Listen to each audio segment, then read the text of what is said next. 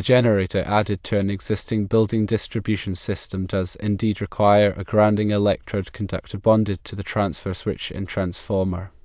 This requirement is detailed in the National Electrical Code, specifically sections 250.112F, 250.24 CURN, and 250.24C2.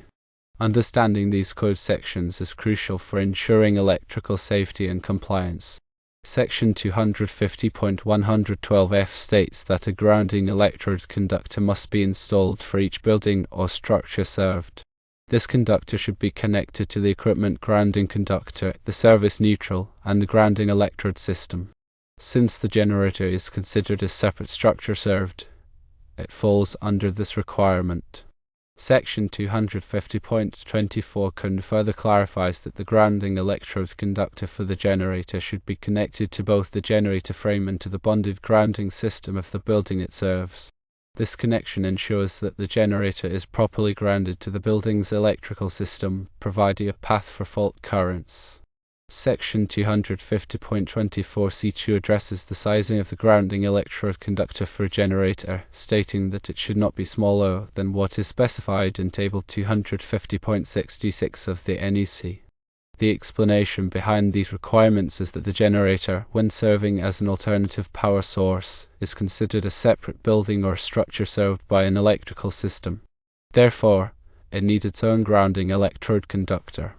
This conductor connects the generator frame to the grounding electrode system of the building, encompassing the transfer switch and the transformer. The primary function of the grounding electrode conductor is to provide a low impedance path for fault currents and lightning surges to the earth, thereby protecting equipment and personnel.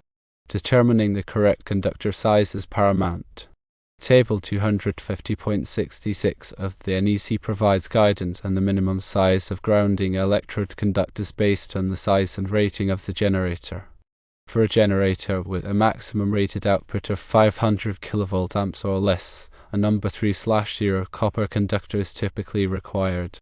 However, it is essential to consult Table 250.66 directly to ensure the appropriate size is selected for the specific generator being installed.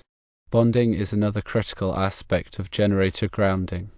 The grounding electrode conductor must be bonded to the generator frame, the equipment grounding conductor of the transfer switch, and the grounding electrode system of the building. This bonding process ensures that all grounded conductors within the electrical system are at the same electrical potential. Maintaining equipotentiality is essential for safety, as it minimizes the risk of electrical shock.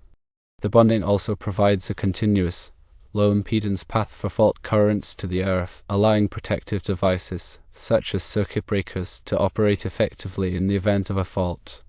In summary, when adding a generator to an existing building distribution system, adherence to NEC guidelines for grounding is essential. This includes installing a properly sized grounding electrode conductor, connecting it to the generator frame and the building's grounding system, and ensuring that all components are properly bonded. These measures are necessary to safeguard against electrical hazards and ensure the reliable operation of the electrical system. Let's delve into a more detailed explanation of each of these critical points. Firstly, let's elaborate on the role and significance of the grounding electrode conductor. As previously mentioned, NEC Section 250.112F mandates the installation of a grounding electrode conductor for each building or structure served by an electrical system. This requirement is not merely a suggestion but a fundamental safety measure. The grounding electrode conductor serves as a critical link between the electrical system and the earth, providing a low impedance path for fault currents. Without this connection, fault currents could potentially travel through unintended paths, such as building steel or metallic piping, increasing the risk of electrical shock or fire.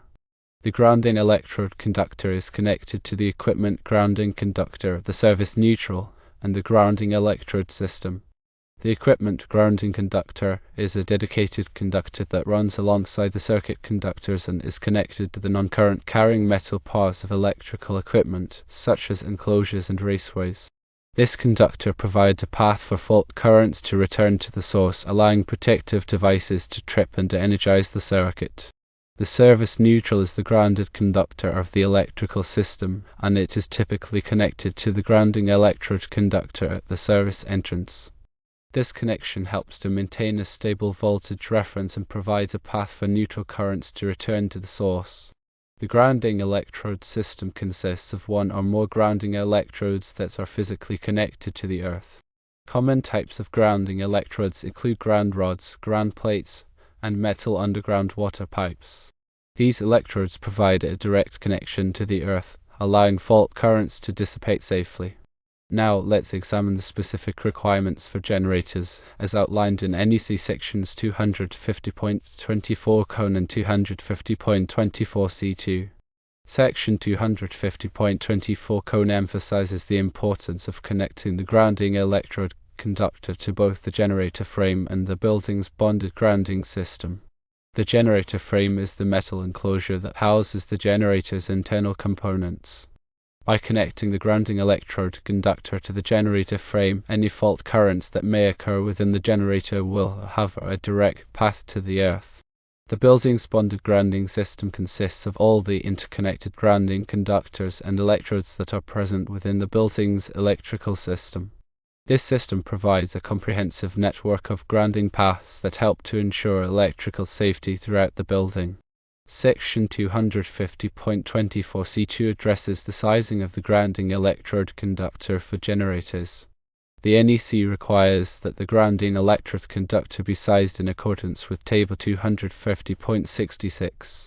This table provides minimum conductor sizes based on the size of the service entrance conductors or the equivalent size of the generator's output conductors. For generators with a maximum rated output of 500 kV amps or less, a number 3/0 copper conductor is typically required. However, it is essential to consult Table 250.66 directly to determine the appropriate size for the specific generator being installed. Finally, let's discuss the importance of bonding in generator grounding. Bonding refers to the process of connecting together all metal parts that are likely to become energized during a fault. This includes the generator frame, the equipment grounding conductor of the transfer switch, and the grounding electrode system of the building. The purpose of bonding is to create a low impedance path for fault currents, ensuring that all bonded components are at the same electrical potential. This equipotentiality minimizes the risk of electrical shock and helps to protect equipment from damage. In summary, proper grounding of a generator is essential for electrical safety and code compliance. This involves installing a grounding electrode conductor, connecting it to the generator frame and the building's grounding system, and ensuring that all components are properly bonded. By following these guidelines, you can help to protect personnel and equipment from electrical hazards and ensure the reliable operation of the generator. Now let's consider some practical examples to further illustrate these concepts. Imagine a scenario where a generator is installed to provide backup power to a commercial building. The generator is located outside the building and is connected to the building's electrical system via an automatic transfer switch. The automatic transfer switch is designed to automatically switch the building's electrical load from the utility power to the generator power in the event of a power outage. In this scenario, it is essential to ensure that the generator is properly grounded. This involves installing a grounding electrode conductor, connecting it to the generator frame and the building's grounding system, and ensuring that all components are properly bonded. The grounding electrode conductor should be sized in accordance with Table 250.66 of the NEC based on the size of the generator's output conductors. The grounding electrode conductor should be connected to the generator frame using a suitable bonding connector. The grounding electrode conductor should also be connected to the building's grounding system, typically at the service entrance. The connection to the building's grounding system should be made using a suitable bonding connector and should be installed in accordance with the NEC. In addition to the grounding electrode conductor, it is also important to ensure that all other metal parts that are likely to become energized during a fault are properly bonded. This includes the metal enclosure of the automatic transfer switch, the metal raceways that contain the electrical conductors, and any other metal equipment that is connected to the electrical system. All bonding connections should be made using suitable bonding connectors and should be installed in accordance with the NEC. By following these guidelines, you can help to ensure that the generator is properly grounded and that the electrical system is safe and reliable.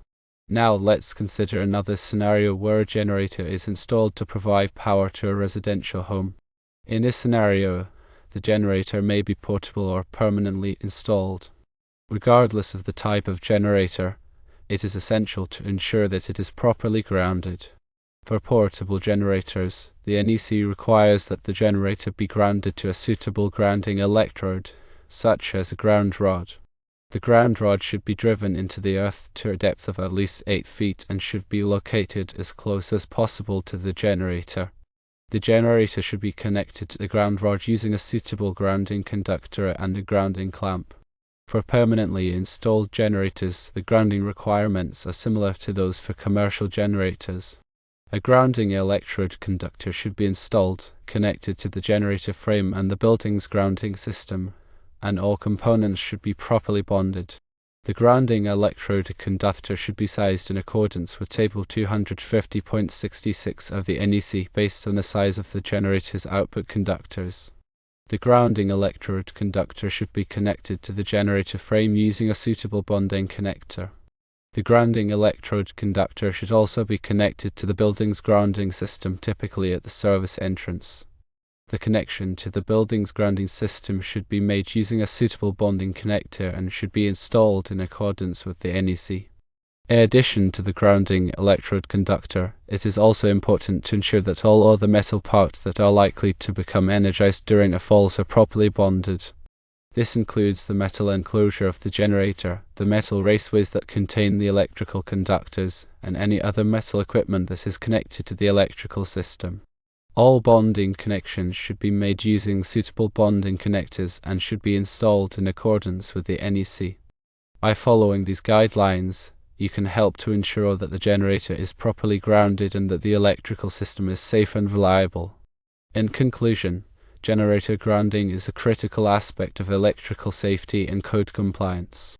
By understanding the requirements of the NEC and following the guidelines outlined in this discussion, you can help to protect personnel and equipment from electrical hazards and ensure the reliable operation of the generator. Remember to always consult with a qualified electrician to ensure that your generator installation meets all applicable codes and standards.